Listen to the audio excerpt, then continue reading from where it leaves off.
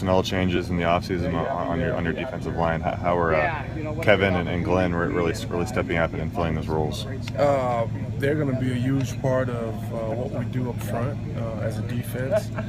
Kevin being able to come in and play multiple positions in the run game and in the pass game. Glenn is a juggernaut in the middle, stopping the run.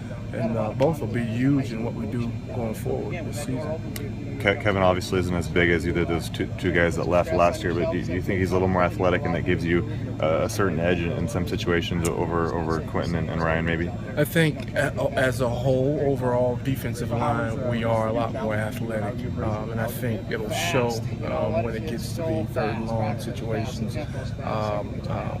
Having multiple guys be able to get to the quarterback and apply pressure. As you know, last year we kind of had maybe one guy here or there in different plays that applied pressure. I think you'll see multiple guys getting the shot to hit the quarterback this year. But with Quentin and Ryan there last year, Twinney didn't really need to be as much of a leader, but he's the veteran on the line this year. How has he kind of taken on that leadership role? Do you think he's more vocal or more kind of like Quentin leads by example? Well, he is a lot more vocal than Quentin. He is, I consider, one of our team leaders.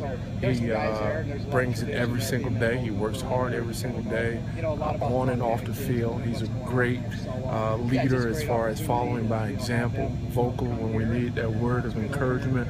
He's there to provide that too. So I think he's just a great all-around leader. What's the scouting report on Montana State? You know what? Going into it, I know they have two really good backs that we have to contain and try to force them to pass the ball. And be careful what you ask for because they got some pretty tall receivers that they like to throw the ball up to, especially in the red zone. And we just got to be able to defend it and be able, as far as the defensive line, be able to apply pressure up front.